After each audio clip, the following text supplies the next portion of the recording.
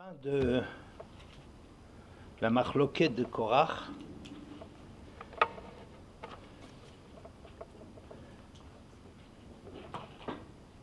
Hachem déclare dans le Perek Yutret, le Pasuk Zaïn,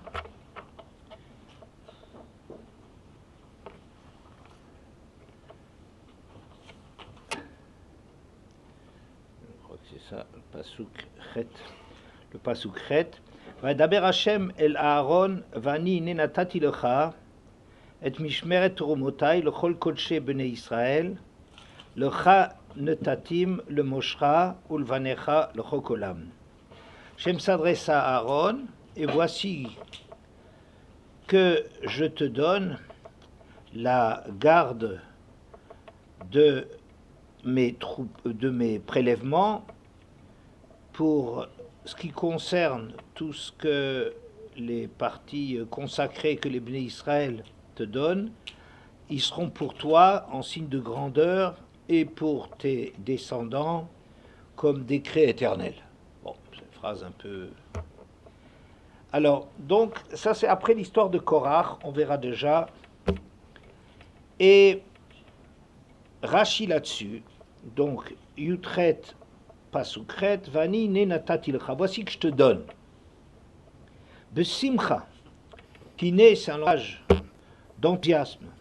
Simcha hi ou ze, que mohine ou yotse likratecha veracha vesamach belibo. Comme on voit par ailleurs aussi que hine, c'est un langage quand Aaron va à la rencontre de Moshe qui a eu comme mission de protéger les Bnei Israël, de les sauver, d'aller les sauver d'Égypte. Et Aaron est tellement content pour son frère, il ne regarde pas une seconde qu'il était plus âgé que Moshe, qu'il avait été prophète avant que Moshe ne se soit exprimé. Et c'est tout de la joie, il te verra et il se réjouira dans son cœur. Et ça c'est inné. Ici c'est le même terme, et voici, me voici. Mashal le Meler, Shenatan Sade le Oavo, Velo Kata, Velo Khatam, Velo Ela Berchaïn. Ça ressemble, cette histoire de Korach, à un roi qui aurait donné un terrain à son ami, sans lui écrire, sans signer, sans être passé par l'officialisation, il n'est pas passé chez le notaire. Baechad virer alav alasadé. Et alors, il y a quelqu'un qui vient, comme il n'y avait pas de papier signé officiel, il vient contester cela. Amar le Ameler, kol mishirtse yavo veyarer le negdecha. Quoi, tout celui qui vient, il peut se permettre de contester contre toi. Harini kotev vechumale barchaïn. Voici alors que je vais t'écrire, et je vais le signer, et je vais le faire passer comme acte officiel. Afkan, le fichier ba Korach virer keneged Aaron à la Kouna, ba katuv natan lo kavdalet matanot Kouna, bivrit melach olam, ou le kach nispra par chajou le kan. De même ici, que comme Korach est venu contester la Kouna d'Aaron, le verset vient et détaille tous les droits des Kohanim, les 24 dons des Kohanim, avec Brit Melach, une alliance de sel. Le sel, c'est un conservateur, c'est quelque chose qui est définitif, c'est pour un cadeau définitif de la part d'Hachem au Kohanim. Voilà. Et un peu plus tard, dans le verset Yutet, c'est marqué aussi, à la fin de la liste de tout ce qui est accordé à Aaron, Kol terumot hakodashim asher yarimu bnei Israël Hashem natati lecha ulvanecha v'limlotcha itecha lochokolam berit melach olam hi lifnei Hashem lecha ulzaracha itach. Tous les prélèvements des choses consacrées que les Bnei Israël vont prélever pour Hashem, je te les donne à toi, à tes fils, à tes filles avec toi, en décret éternel, comme une alliance de sel éternel devant Hachem pour toi et ta descendance avec toi. Rashi, Kol Trumata Kodashim, Mechibata Shel Parashazu, Kelala Betrila, Uklala Besof, ou Parat Beemtsa. Vous voyez qu'on reprend le même terme qu'on avait au début. Tous les prélèvements, ça sera pour toi. Bon, on retrouve à peu près le même verset à la fin. Tous les prélèvements sont pour toi. Pourquoi est-ce qu'on revient là-dessus? Alors Rashi explique que cette paracha, ça veut dire où sont détaillés tous les présents, les 24 dons qui sont donnés au Kohanim, Hachem est tellement content de donner cela, qu'il commence à en parler, et à la fin il revient là-dessus, et au milieu il fait le détail de tout ce qui leur revient, Brit Melach Olam, comme une alliance de sel éternel, Karat Brit Ima Aaron, Bedavar Abbari, ou Mitkayem, ou Mavriet Acherim. Pourquoi est-ce qu'on appelle ça une alliance de sel? Parce que l'alliance qui a été conclue avec Aaron sur l'histoire de la Kouna, comme quoi la Kouna lui revient, c'est fait avec quelque chose qui est bari, qui est sain, et qui conserve, et qui fait du bien aux autres. Voilà. Alors, la question que je me suis posée est la suivante. Vous connaissez un petit peu le déroulement des fêtes, sinon je vous les rappelle brièvement. Korach vient, rassemble autour de lui les meilleurs des Bnei Israël, 250, vous voyez ce que ça fait? Ça fait 250, ça fait 23 fois 11. C'est ça? 250, 230, 253. Ça donne 253. Ça veut dire qu'il y avait un échantillon de chaque Sanhédrin, de chaque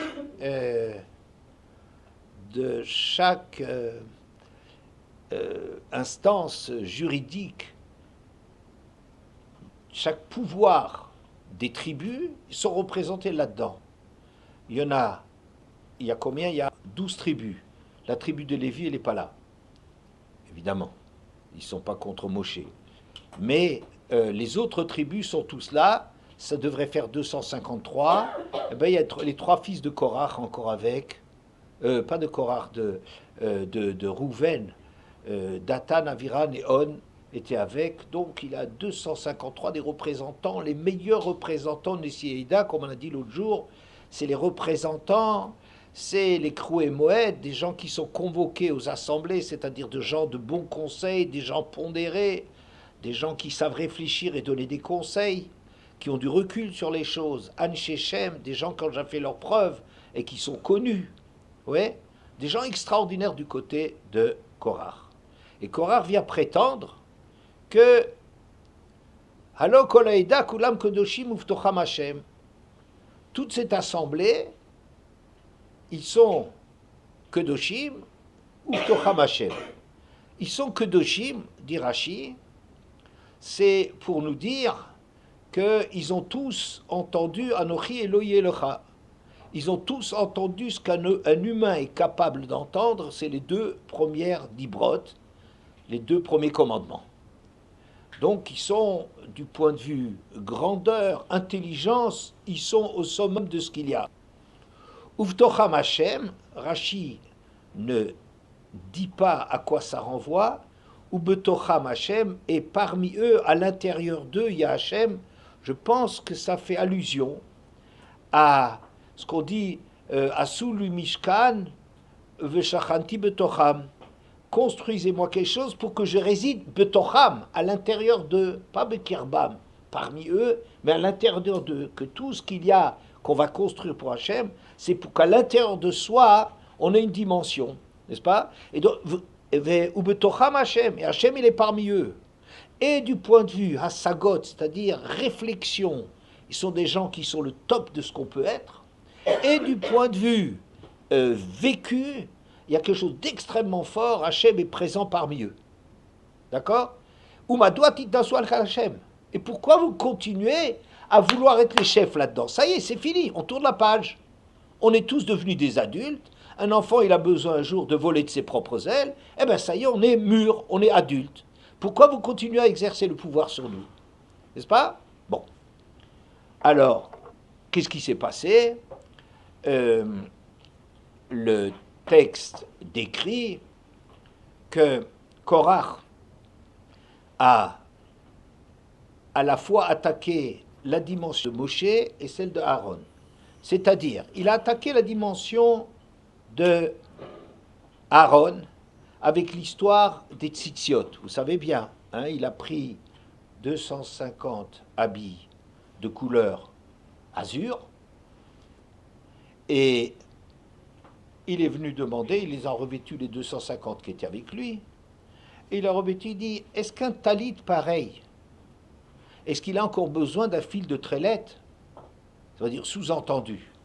Quand les gens, quand l'habit est complètement trélette, c'est le but, n'est-ce pas? Est-ce qu'on a encore besoin de fils? Est-ce qu'il y a encore un rôle que 2 fils de trélette vont servir à quelque chose? Moshe répond oui, il faut, c'est ça la mitzvah. Mais Korach ne l'entend pas de cette oreille, ça le fait rire. Korach il dit, regarde, c'est ridicule ça, il faut réfléchir quoi. Tu inventes des trucs toi, c'est pas possible.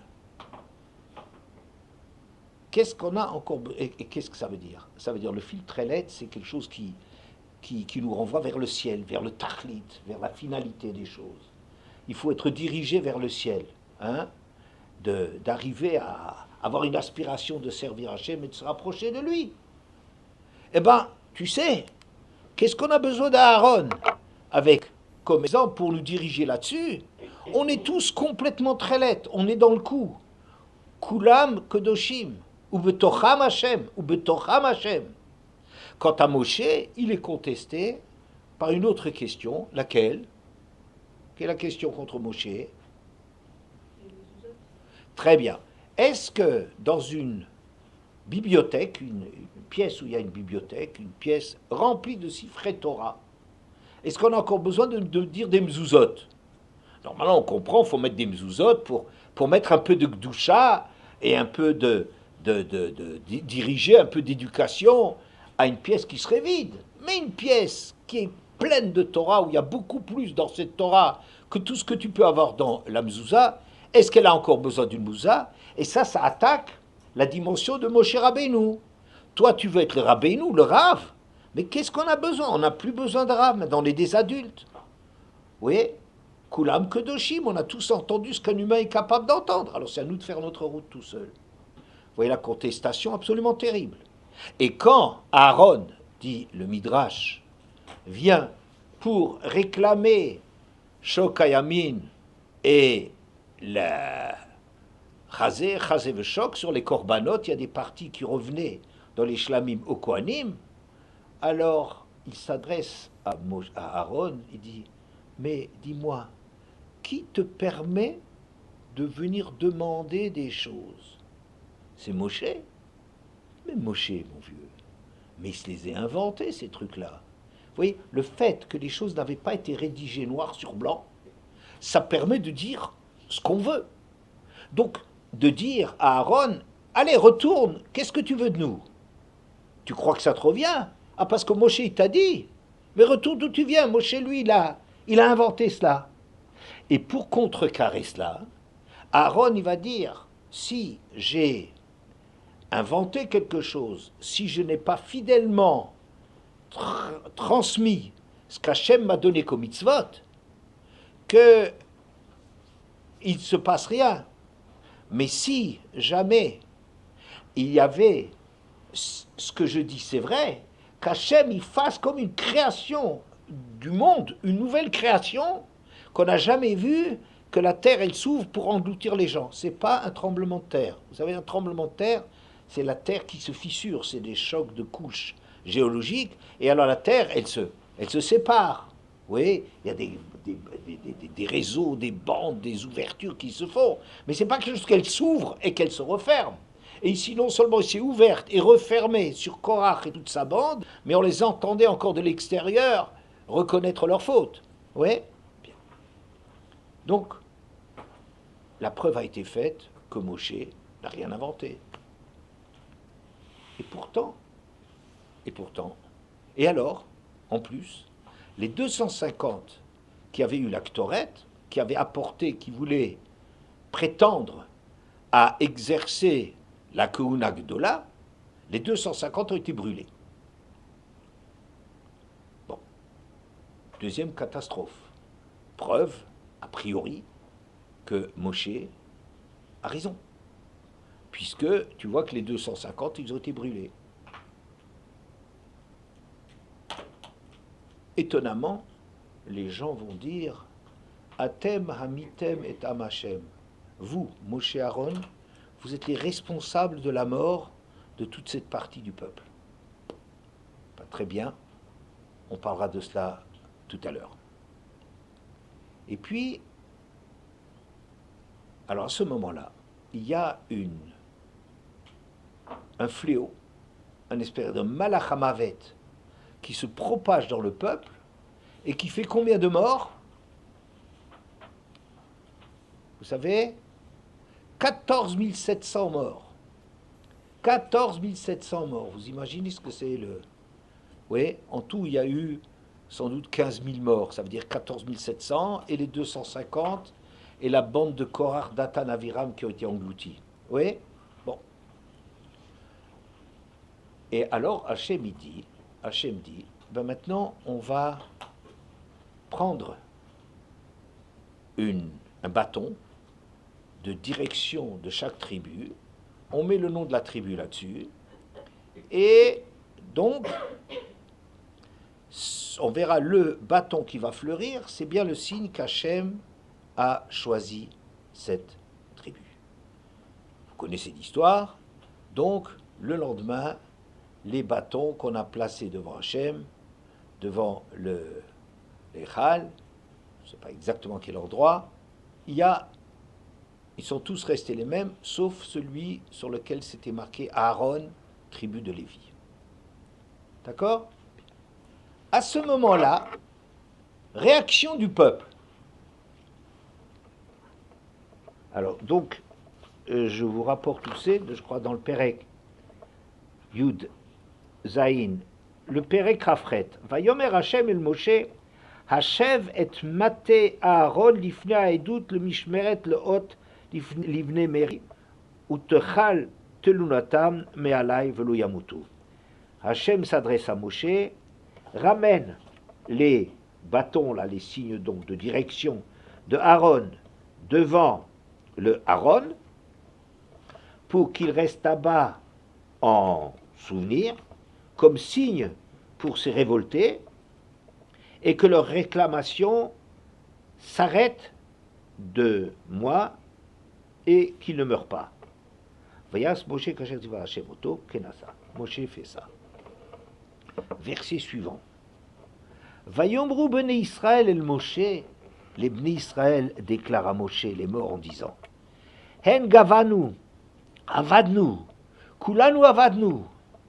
Alors, Onkelos, très intéressant, il dit Minana, que Talat Harba, une partie d'entre nous est morte par l'épée.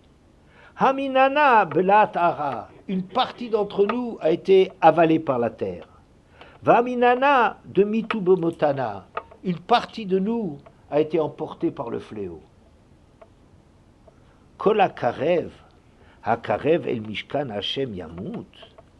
Tout celui qui va s'approcher du mishkan, il va donc mourir. Haim tamnu ligvoa, est-ce qu'on finit de mourir? Voilà. Là, la question sur laquelle je reviens est la suivante. On a vu que Hachem, au départ, n'a pas clairement, explicitement désigné Aaron avec tous ses droits. Il a dit à Moshe, voilà, Aaron a été séparé. Aaron a été séparé pour être Cohen. Voilà, il aura des privilèges. Mais le détail, on ne les connaît pas, on les connaîtra à la fin. Et ça ouvre la porte à une contestation. N'est-ce pas? Même si c'est le roi, tu devrais dire, si c'est le roi qui l'a fait, alors c'est bien. C'est pas si bien que ça. Pourquoi? Parce que quelqu'un veut dire, oui, mais c'est rien d'officiel, c'était un cadeau du bout des lèvres, il peut commencer à contester. Et un Korach peut venir dire, non monsieur, on n'a jamais donné ça. Pourquoi pas moi? Oui. Mais, Ribono Shel Olam, à partir du moment où Hachem a clairement exprimé sa volonté, c'est-à-dire, il a pris les bâtons et dit, voilà, je vais vous montrer que Aaron et sa tribu, les Lévim, ont été choisis. Le peuple, tout de suite, il dit, waouh, mais c'est dangereux, on est mort, on va mourir, qu'est-ce qui se passe? Est-ce qu'on a fini de mourir? Ils sont épouvantés. Mais il fallait le dire depuis le début. On aurait évité et un miracle que la terre qui s'ouvre, et que les 250 périssent, et les 14 700 qu'ils meurent. Mais ça aurait évité tellement, tellement d'histoires.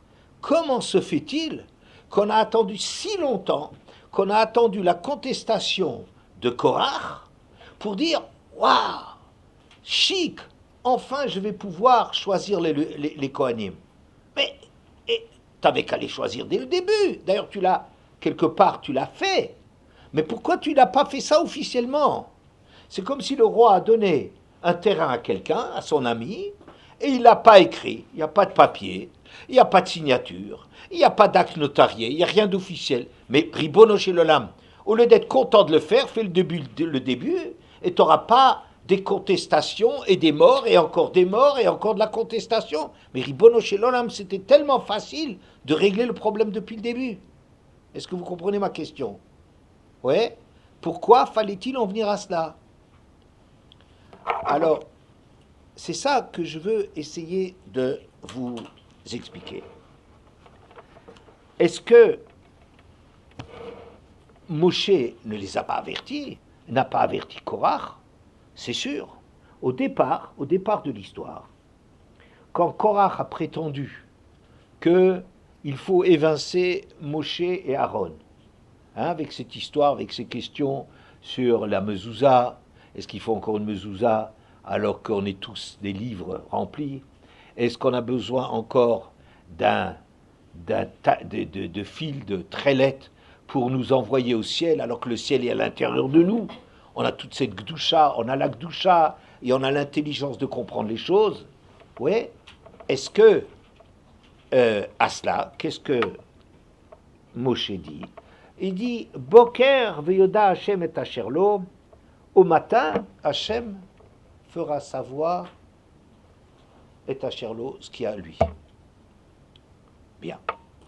Rashi, le pshat. Écoutez, on ne s'excite pas maintenant. Maintenant, tout le monde a la tête. On s'est monté la tête. On est dans une espèce d'enthousiasme, de folie. Et quand on est dans la colère, l'enthousiasme et tout, on ne se contrôle pas. On attend demain.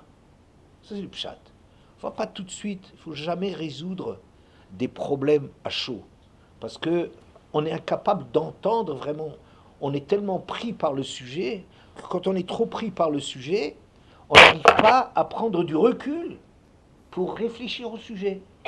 Alors, il vaut mieux, la nuit porte conseil, comme on dit, on attend la nuit, comme un Big Din, par exemple, qui condamne à mort, même si on voit que la majorité, elle est prête à condamner, on ne condamne pas le jour même. Il y a Halanat Din, c'est-à-dire on attend le lendemain. Quand on dit en français la nuit porte conseil, c'est pas seulement en français qu'on dit, je rapporte du français pour vous dire que quelque chose que vous connaissez. Mais en vérité, même pour condamner, alors que la majorité des gens sont pour condamner, il fallait attendre le lendemain, et pendant toute la nuit, on continue à discuter sur le sujet, etc. Mais on ne dit pas les choses comme ça sur le première impression, sur l'élan du départ. Parce que dans l'élan du départ, on est convaincu qu'on a raison, et puis on n'arrive pas à prendre du recul par rapport à nous-mêmes. Mais Rashi, à part ça, il rapporte un midrash. Pourquoi il a dit le matin, Boker, Amar le Moshe, Moshe est en train de dire à Korach,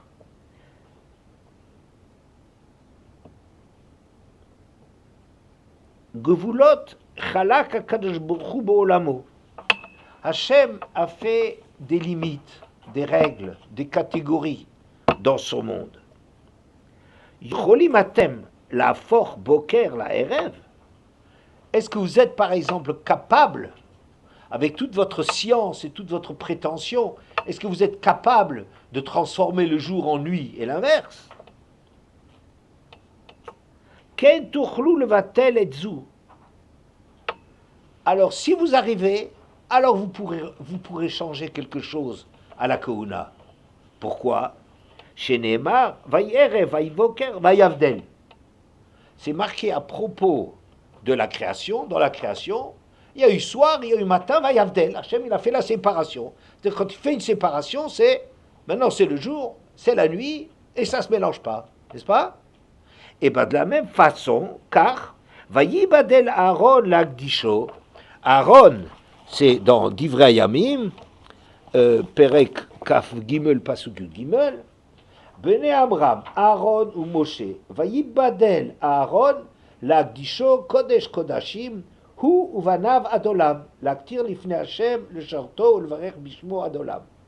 Les fils d'Amram, c'est-à-dire Aaron et Moshe, Hashem, Vaïbadel Aaron, a mis de côté, comme Havdalah, la même chose qu'il a fait entre le jour et la nuit. Aaron a été séparé, une Havdalah, pour le sanctifier, Kodesh Kodashim, lui et ses fils à tout jamais, pour apporter la Ktoret devant Hachem, pour le servir, et pour bénir, pour faire Birkat Ohanim au nom d'Hachem, Adolam. C'est aussi marqué le langage de Havdalah, séparation, qui interdit que ça se mélange, c'est séparé, c'est ça la Havdalah, Ben Kodesh le Chol, et bien il y a Ben Kohanim et le reste du peuple. Donc, en vérité, Moshe les a avertis. Il leur a dit, vous ne serez pas capable de faire quelque chose. Hachem a séparé Aaron, et il est un langage, quand Hachem il sépare quelque chose, c'est lui séparer, que c'est impossible de revenir là-dessus. Vous voyez, il les a avertis. Ensuite, il a dit aux 250 complices de Korach, il leur a dit, alors vous savez, on va faire un test, on va prendre la Ktoret. La Ktoret, c'est quoi, Vital? L'encens. Alors, et il a Rachi aussi. Qu'est-ce que Moshe a vu pour leur dire qu'il fallait prendre la Ktoret? Il leur dit, il les avertit. Il dit, vous savez, chez les Goïm, il y a beaucoup de lois, il y a beaucoup de prêtres, il y a beaucoup, etc.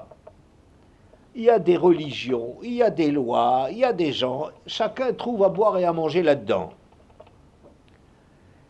Et et eux, ils se rejoignent pour être dans un temple. À nous, mais chez nous, c'est pas comme ça. Et Nanou el Hashem Echad. Nous, on a un Dieu unique. Il n'y a pas à boire et à manger pour chacun. C'est Hachem qui existe et c'est comme ça.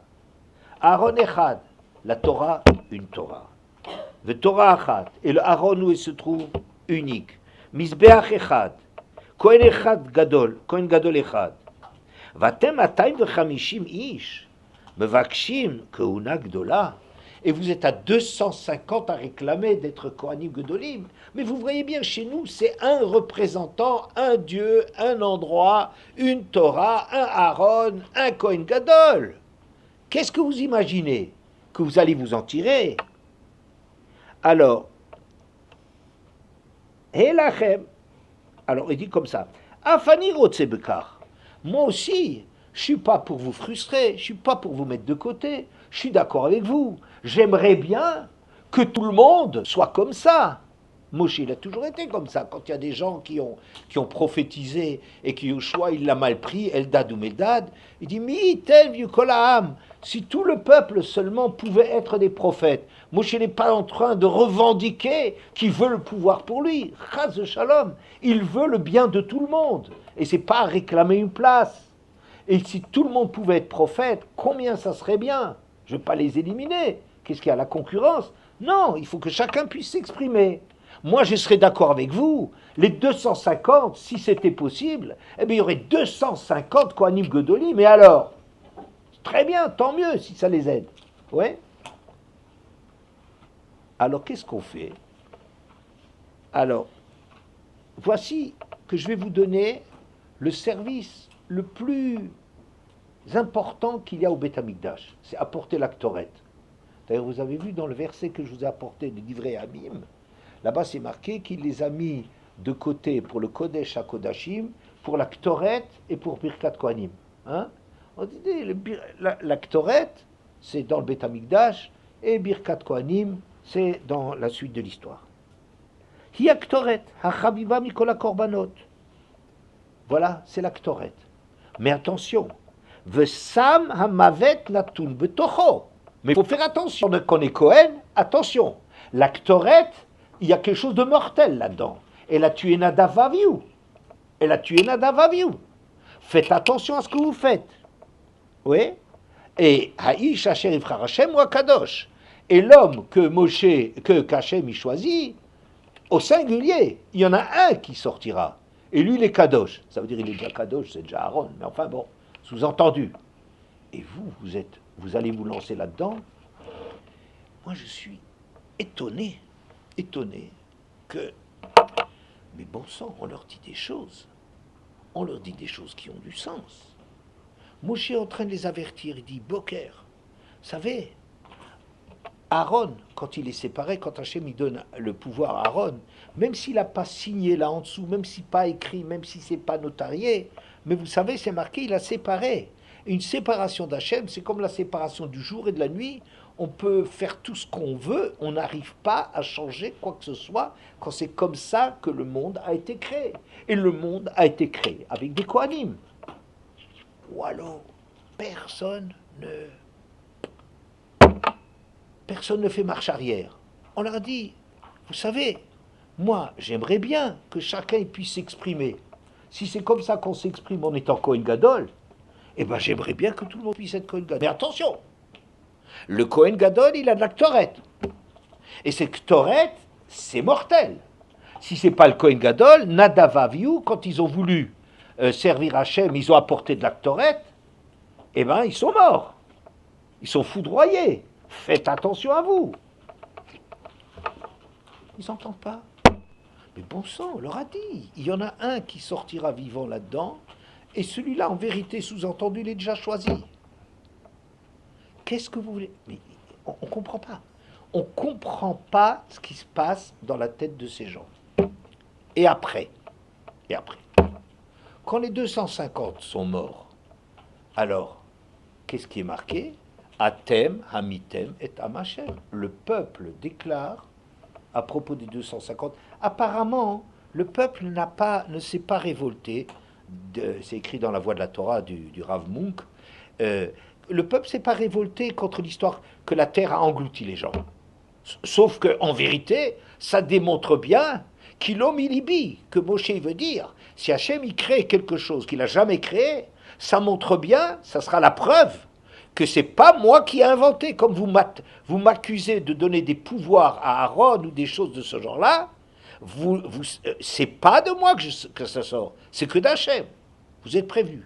Et bien que la terre elle se soit ouverte et qu'elle ait englouti, disons une cinquantaine de gens, malgré ça, les gens ils ont pas dit là-dessus. Mais la Ktoret, c'est vous qui êtes responsable, Aaron et toi. C'est vous, dit le peuple, non, c'est plus Korach. Korach, il a disparu il est englouti, n'est-ce pas? Mais les 250 ont été brûlés. Oh, ça veut dire quoi? Ça veut dire que vous êtes la cause. Mais je ne sais pas, Moshe les a avertis. Vous voyez un peu comment est-ce qu'on va dire que Moshe, il est responsable de cela? Alors, il y en a qui disent, le temps Ankelos, il dit Ata, c'est de l'araméen, mais je le dis en ivrite, Ata garamta lahem sheamutu, c'est toi qui as provoqué leur mort. Alors, Rav Munk, il dit, qu'est-ce que ça veut dire tu as provoqué la mort? Qu'est-ce que tu avais besoin de prendre quelque chose d'aussi dangereux pour démontrer qu'Aaron c'était le Cohen? Et il aurait déjà pu faire les bâtons, peut-être, j'en sais rien. Il aurait pu faire autre chose, qui aurait montré d'une façon pacifique que c'est Aaron qui a été choisi. On n'avait pas besoin de l'actorette. Qu'est-ce que tu as besoin? Il y en a qui accusent. C'est vous qui êtes à cause de ce qui est arrivé parce que vous avez choisi l'actorette comme signe du pouvoir d'Aaron. Alors c'est vrai que l'actorette, c'est la marque d'être vraiment Kohen Gadol. Je vous permets, vous voulez être Kohanim Gedolim. Alors je vais vous dire, je vous donne ce qui est le signe du Kohen Gadol, la avoda la plus importante, c'est l'actorette. Je vous le laisse. Et il les a prévenus. Mais quand même, pourquoi il a choisi un truc pareil? Le Ibn Ezra dit autre chose. Le Ibn Ezra dit, ça prouve pas que Aaron, il est le Kohen Gadol véritable. Pourquoi? Il dit, peut-être que tu as obtenu le choix d'Aaron, peut-être. Pourquoi? Parce que tu as du piston. Parce que tu es proche d'Hachem. Parce que tu as une prière elle est très, très agissante. Ou bien peut-être parce que tu as des trucs. Peut-être tu connais des choses. Vous vous souvenez, quand il allait chez Paro, Paro ne savait pas, il croyait que simplement Moshe c'était un magicien plus fort encore que les magiciens d'Égypte. N'est-ce pas? Eh bien, il dit, qu'est-ce que c'est? Ibn Ezra, il dit, mais qui nous dit que ça prouve qu'Aaron... C'est vrai que Aaron a été désigné, mais est-ce que ça veut dire que c'est fondamental, comme toi tu le dis? Tu présentes ça comme quelque chose de fondamental et que nous, on n'a pas de droit. Faut pas exagérer. Ça montre, d'accord, qu'Aaron, il est Cohen. Est-ce que ça enlève aux autres droits d'être Cohen? Mais c'est peut-être simplement une prière. Ça montre pas que ça c'est... Voilà. Et le Ramban, il dit, même si sur la Ktoret, c'est pas là-dessus que c'est pas la Ktoret qui est en question, mais c'est pourquoi les Levim, pourquoi c'est eux qui vont remplacer, ils vont remplacer toutes les tribus. Nous, on voulait que chaque tribu puisse participer à la Havodah. Et le signe des bâtons, c'est pas tellement pour Aaron Kohen Gadol, mais c'est pour les tribus. Pour dire qu'il y avait 11 tribus qui sont présentées, et il n'y a que la tribu de Aaron, il y avait 12 tribus, il y avait 12 bâtons, et il n'y avait que la tribu de Lévi qui a été choisie. Mais les autres, ce qu'ils demandaient, ils disent, mais pourquoi on est exclu? On n'est pas en train de dire que Aaron n'est pas Cohen, mais nous, on veut notre place. On veut être les Levim. Quoi, on nous a complètement évincés de cela. Oui. Qu'est-ce que je veux dire avec ces textes? Qu'est-ce que je veux dire? Je veux dire que... Alors pourquoi, encore une fois, revient la question, on n'a pas avancé? Alors pourquoi on n'a pas tout de suite choisi quelque chose de déterminant? On aurait pris les bâtons dès le début. Imaginons, Korach vient et il dirait à Moshe, dis-moi toi, tu te mets comme chef, c'est fini maintenant. On a tourné la page. Maintenant on est tous au maximum de toute la chorma qu'on peut avoir. Aaron, c'est aussi, il n'a pas l'exclusivité. Kulam Kodoshim, on est Kadosh comme lui, Betocham Hashem. Hashem est en nous. Alors, à ce moment-là, Moshe n'avait qu'à dire, on va prendre 12 bâtons et marquer dessus Aaron et Lévi, et on prévient que celui qui est marqué dessus, c'est lui qui sera Kohen Gadol, et la tribu du bâton qui va fleurir, ça sera la tribu qui sera choisie. Et ça aurait réglé les problèmes. Vous comprenez, il y a quand même eu une contestation, mais c'est fou.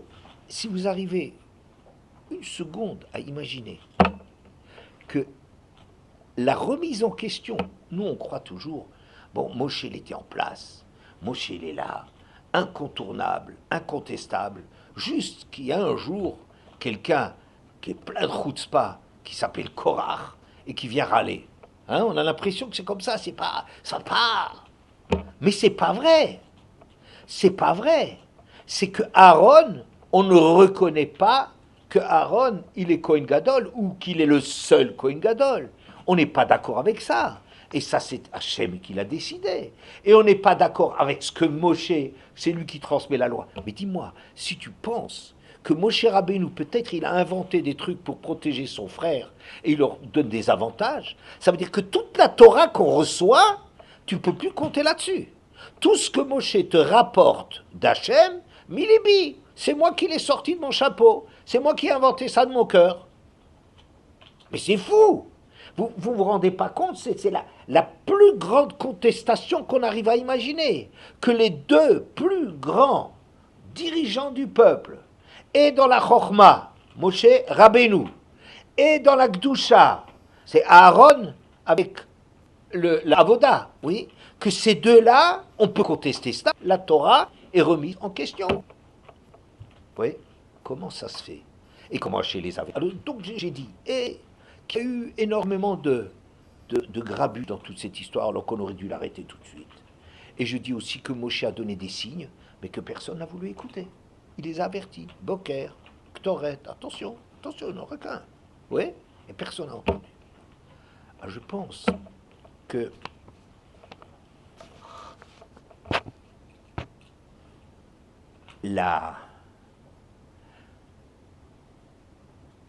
les gens étaient extraordinairement grands. Vous voyez bien que les gens qui sont autour de Moshe, comme on l'a déjà dit l'autre jour, comme on l'a répété aujourd'hui, c'est Nessi Aeda, Keroué Moed, Anshe Shem. C'est les plus grands qui sont du côté de Korach. Ça veut dire quoi? Pas que eux, ils veulent du kavod. Hein? Il ne faut pas imaginer que c'est des petits ambitieux. Peut-être Korach, je ne sais pas. Korach, il faut le traiter à part. Mais que les gens, ils avaient un sentiment de vouloir tellement servir Hachem que même quand on leur dit, vous savez, les 250, il n'y en a qu'un qui sortira vivant. Et sous-entendu, ça ne sera pas vous d'ailleurs. Et que eux, ils y vont, c'est suicidaire. Ils donnent, ils sont prêts à risquer leur vie, mais alors vraiment avec peu de chance de la sauver. Hein? Et en vérité, aucune chance. Mais, parce que le un qui a été choisi, il a déjà été choisi. Mais peu importe, ils sont prêts à risquer leur vie pour servir Hachem. Ça veut dire que ça les travaille tellement. Ils ont un tel désir de servir Hachem qu'ils ne peuvent pas envisager, que c'est pas eux que ça leur est fermé. Ça veut dire, c'est pas des petits, c'est des grands. C'est des grands. C'est-à-dire des gens qui veulent, même au prix de leur vie, ils veulent être Kohen Gadol. Ils veulent être Kohen Gadol. Vous savez, à l'époque du deuxième Beth Amikdash, il y avait des gens qui payaient pour obtenir le fait d'être Kohen Gadol. Et tous ces gens-là, ils ne passaient pas l'année. Qu'est-ce que ça veut dire, ils ne passaient pas l'année? Ça veut dire que c'était connu, ils se réunissaient, ils étaient préparés pour toute la cérémonie, le rite de Yom Kippour. Dans l'Ishkat Faledrin, c'est une pièce des officiers du roi. Pourquoi on appelle cette pièce la pièce des officiers du roi? Parce que le roi, chaque année, il définissait qui va le servir. Qui c'est le chef des échansons, qui c'est le chef des panetiers, qui c'est, etc., le responsable d'eux, etc., etc. Et bien ici, c'est une pièce dans laquelle chaque année, on les passait en revue. Il y a eu autant de Kohanim Gdolim que d'années qui sont passées, tellement ils mouraient. Et malgré cela, c'est vrai, ils voulaient le faire, ils payaient pour cela. Alors on va dire c'est des Rechaïm. Oui, mais attends, d'accord, c'est des Rechaïm. Mais des Rechaïm qui sont prêts à payer de leur vie le fait de rentrer dans le Kodesh HaKodashim, disons, et ça marche, hein, tu sais que l'année dernière, le Kohen Gadol est mort, et l'année avant il est mort, et l'année avant il est mort, et aussi loin que tu te souviennes, et on continue à vouloir être Kohen Gadol. Ça veut dire qu'ils veulent absolument être Kohen Gadol. Et Rav Itach, il dit une preuve extraordinaire de cela. Extraordinaire. Il dit, ils font la réflexion, une fois qu'ils ont compris que c'est la tribu de Lévi et Aaron qui est le Kohen Gadol, alors ils disent,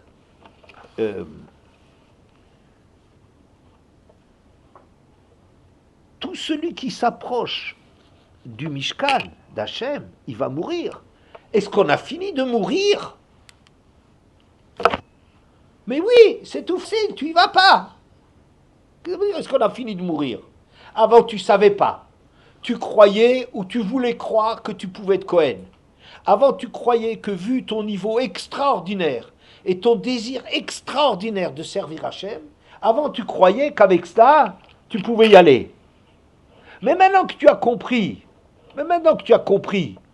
qu'on meurt, alors qu'est-ce que tu dis? Mais est-ce qu'on a fini de mourir? Ben oui, arrête d'y aller. N'aie plus de prétention. Alors Avitar, de là, il tire quelque chose d'extraordinaire. Il dit comme ça.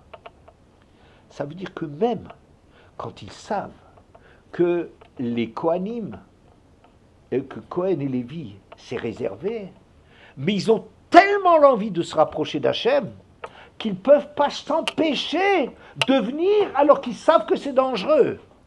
Ils ont peur, ils ont dit mais on veut tellement, on veut, on aspire tellement, tellement on veut que même bien qu'on sache qu'on va mourir, mais est-ce qu'on a fini de mourir parce qu'on veut continuer à être là? Et ce qui est extraordinaire, c'est qu'avant qu'on donne à Aaron tous les privilèges qui sont cités, les 24 matanot Keuna, avant qu'on lui donne ça, il y a 5 psukim dans lesquels on met, tout de suite après qu'ils ont dit, est-ce qu'on a...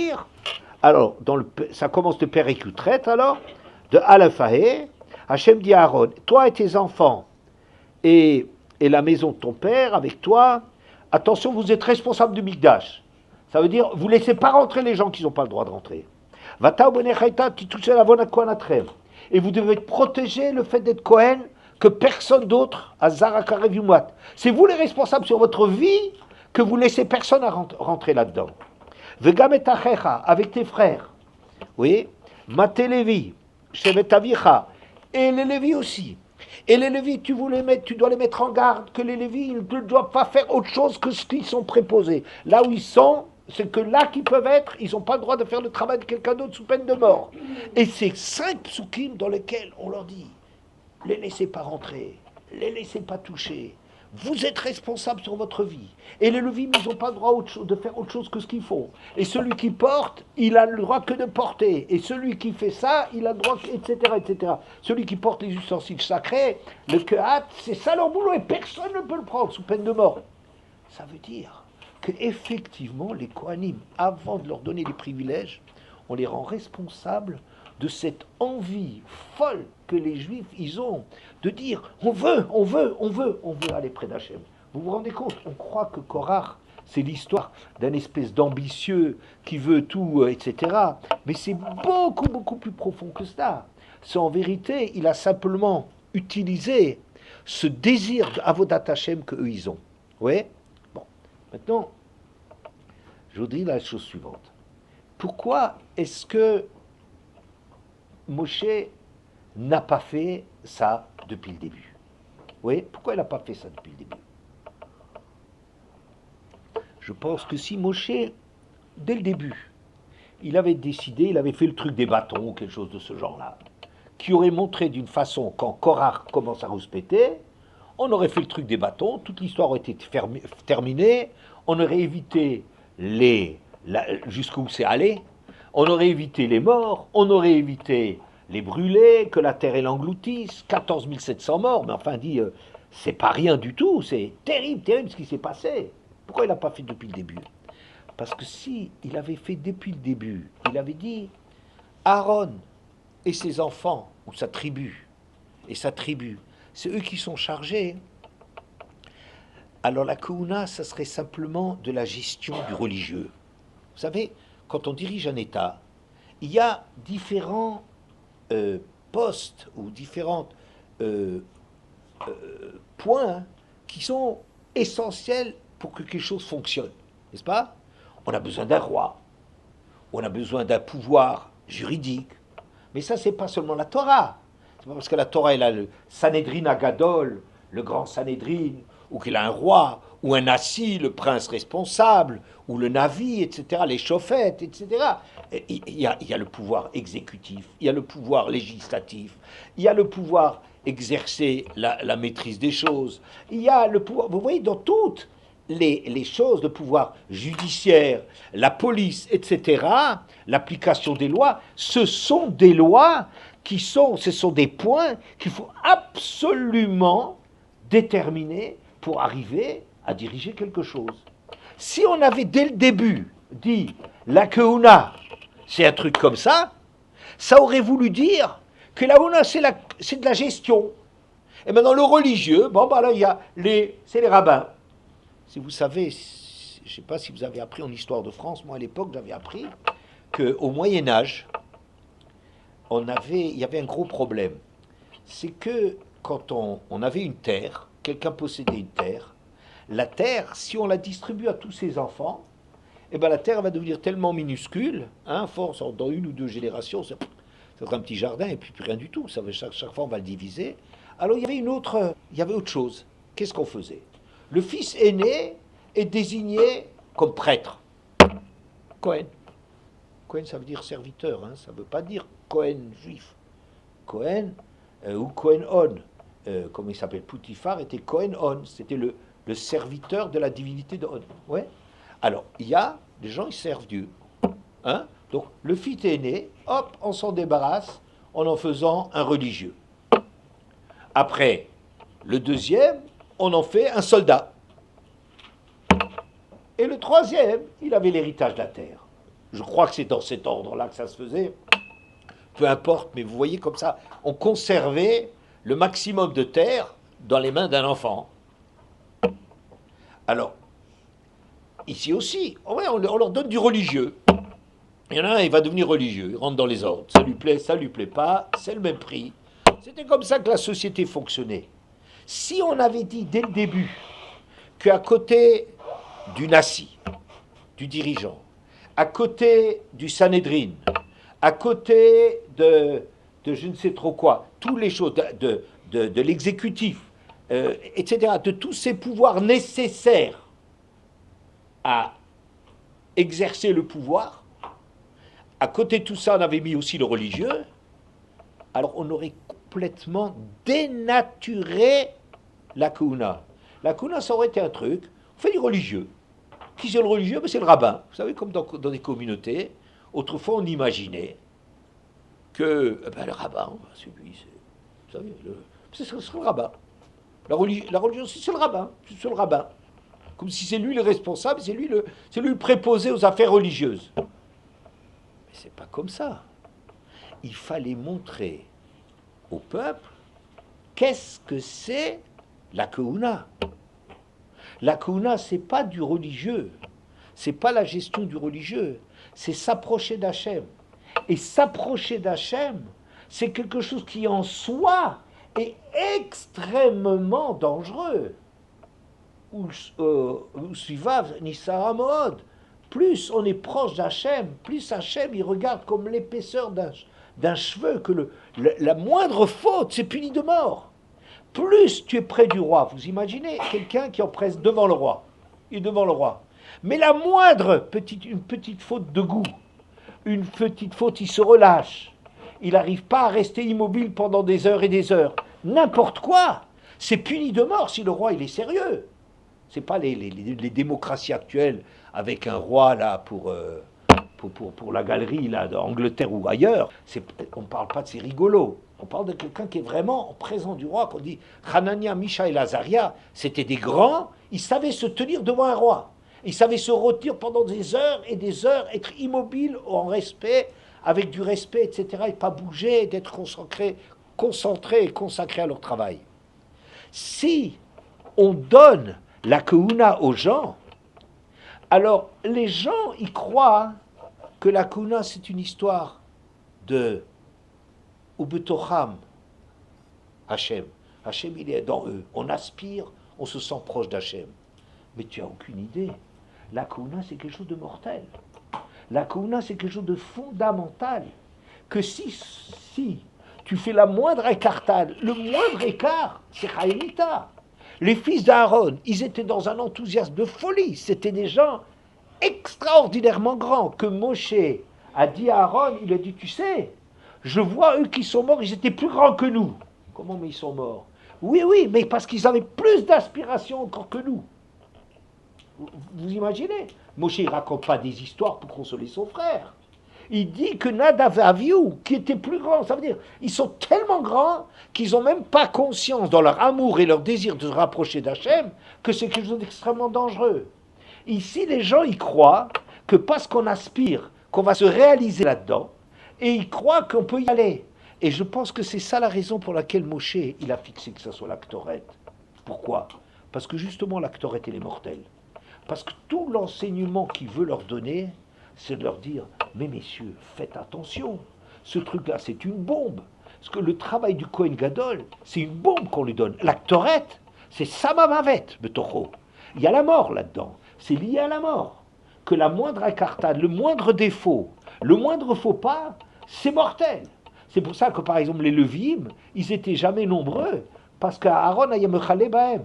Le Aaron, le fait qu'ils étudient de la Torah, qu'ils sont proches d'Hachem, ça les décimait. Ils mouraient.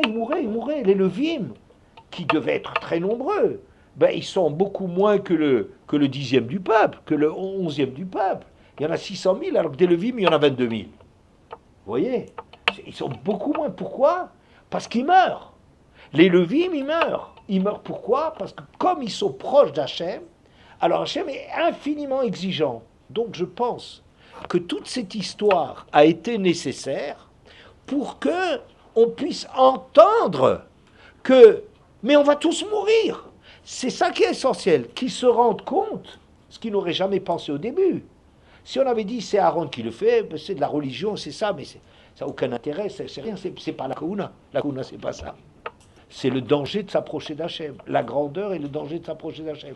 Ils n'auraient pas entendu cela. Et il fallait toutes ces étapes jusqu'à ce que les Bnei Israël prennent conscience que leur amour pour Hachem, il est immense, mais que c'est tellement dangereux qu'il dit on va tous mourir.